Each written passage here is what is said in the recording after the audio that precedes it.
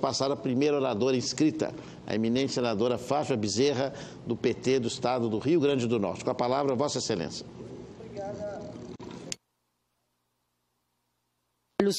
Senhores senadores, senadoras, ouvintes da Rádio Senado, telespectadores da TV Senado.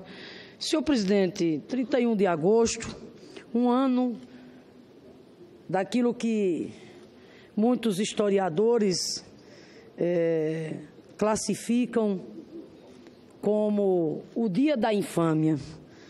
Me refiro exatamente a 31 de agosto de 2016, quando o Congresso Nacional escreveu uma das páginas mais tristes e mais injustas da sua história, quando a maioria dos senadores e senadoras aqui votaram pelo impeachment contra a presidenta Dilma, escolhendo o caminho, de rasgar a Constituição, porque naquele momento decidiram por interromper um mandato que saiu das urnas de uma presidenta honesta que não cometeu nenhum crime de responsabilidade.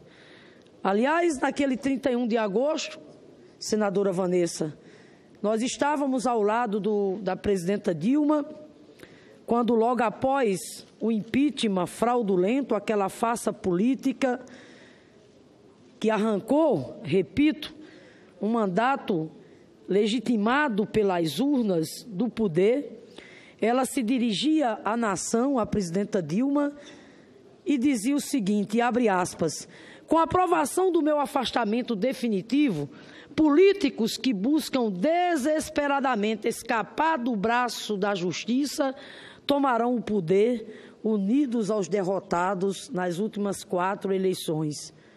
Não ascendem ao governo pelo voto direto, como eu e Lula fizemos em 2002, 2006, 2010 e 2014. Apropriam-se do poder por meio de um golpe de Estado. Continua a presidenta Dilma.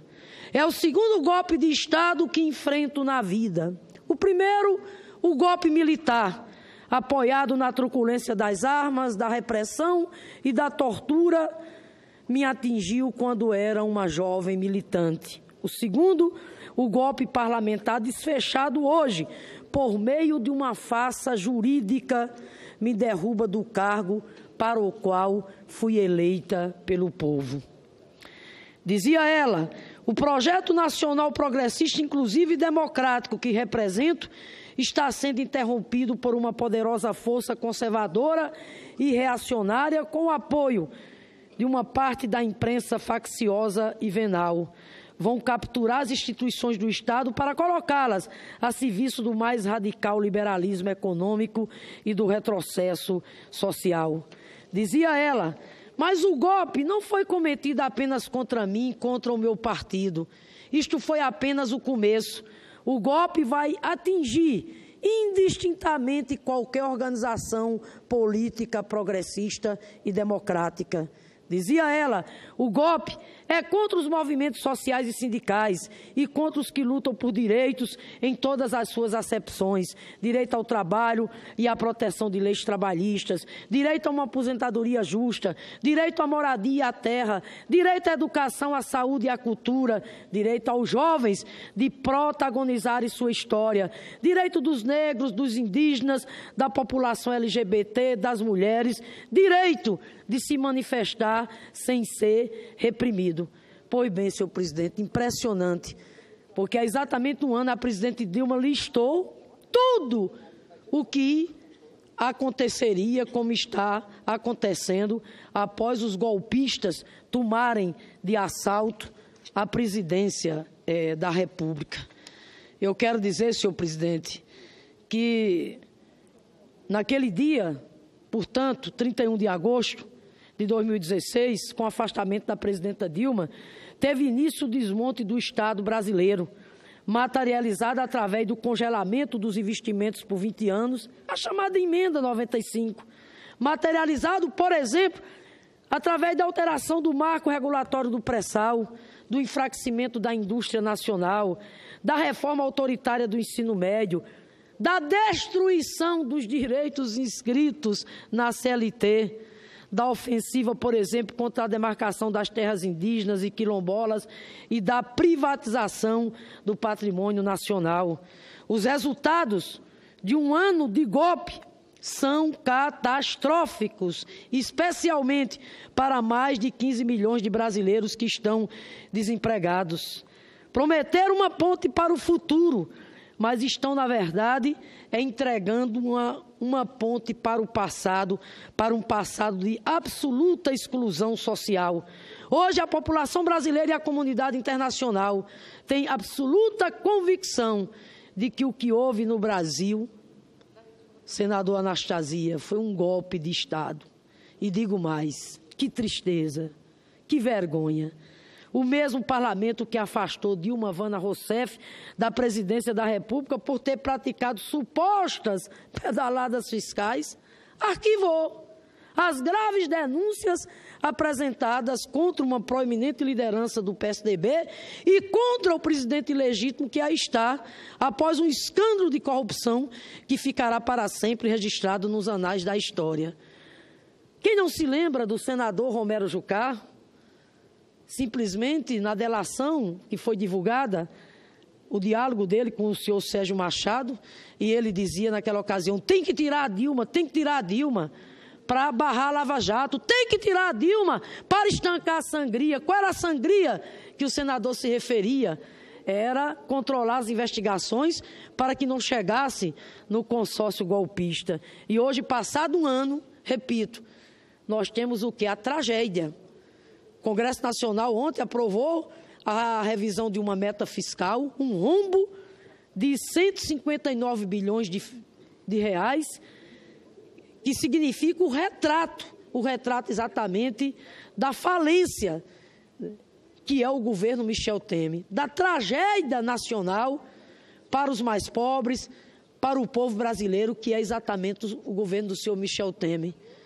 Uma política de austeridade irresponsável, excludente, que está cada vez mais ampliando o desemprego. Em um ano apenas, Michel Temer botou no olho da rua 2.200.000 homens e mulheres. Uma recessão brutal, uma inflação que baixou por quê? Baixou por conta da recessão. As pessoas não têm poder de compra de maneira nenhuma. Corte de investimentos. A educação vive um dos momentos mais críticos, mais dramáticos da sua história. As nossas universidades, os nossos institutos federais asfixiados, porque não tem sequer a garantia de que até dezembro terão o custeio, dinheiro suficiente para manter em funcionamento essas universidades, esses institutos. A Andifes lançou mais uma nota denunciando, fazendo um apelo, cobrando que os recursos orçamentários destinados às universidades e os institutos federais se esgotarão agora em setembro. Me refiro a recursos para água, para luz, para pagamento de bolsas e para terceirizados. E o ministro da Educação, irresponsavelmente, ainda vem dizer que o problema das universidades não é a questão orçamentária, é um problema de gestão. Respeite, ministro, as universidades, os institutos, respeite os gestores e os seus professores e estudantes, que com muita dedicação, com muita seriedade profissional, levam adiante, com todo esforço, a política educacional através da oferta do ensino superior, seja na universidade, assim como a educação profissional e tecnológica nos institutos federais. Então, eu quero, senhor presidente, pedir só um minutinho a Vossa Excelência. Quero, portanto, dizer que é uma tragédia. A educação, seguramente, assim como foi na época da ditadura militar, é uma das áreas, é uma das políticas públicas mais afetadas. Nós temos hoje uma coleção de ataques, de retrocessos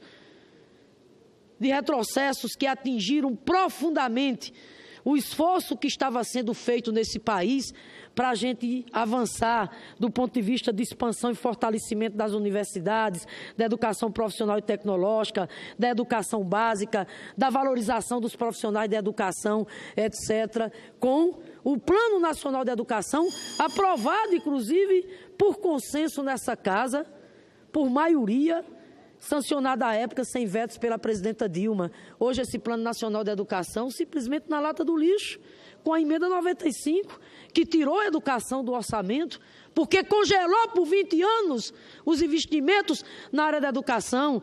Hoje o Plano Nacional de Educação, senador Anastasia, também rasgado. Por quê? Porque simplesmente, ao vetar artigos da Lei de Diretriz Orçamentária, o governo Temer, imagine, vetou os artigos da LDO que tratam das metas prioritárias do Plano Nacional de Educação. Então, eu termino, senhor presidente, dizendo que só tem um caminho, é o caminho da gente resistir cada vez mais, é o caminho da mobilização social e popular. É por isso que saúdo aqui, e vou terminar, senador, só mais um minutinho, é por isso... Vou terminar, senador Anastasia. É por isso que quero aqui mais uma vez saudar o presidente Lula, que em boa hora resolveu botar o pé na estrada, a caravana pelo Nordeste, a caravana que por onde passa está simplesmente irradiando esperança, fé e luta na construção de um novo amanhã para o Brasil. Mais uma vez, quero parabenizar o meu Rio Grande do Norte, o Seridó, a região oeste e todo o povo potiguar. Mossoró pela bela mobilização que fez, Currais Novos e todas as cidades. Quero agradecer mais uma vez o povo potiguar, que é um povo que tem um sentimento de gratidão no peito e recebeu com muito carinho e hospitalidade o presidente Luiz Inácio Lula da Silva por tudo que ele fez pelo Nordeste e pelo Brasil. Continuaremos aqui apostos, lutando para trazer a democracia de volta, para resgatar a soberania popular.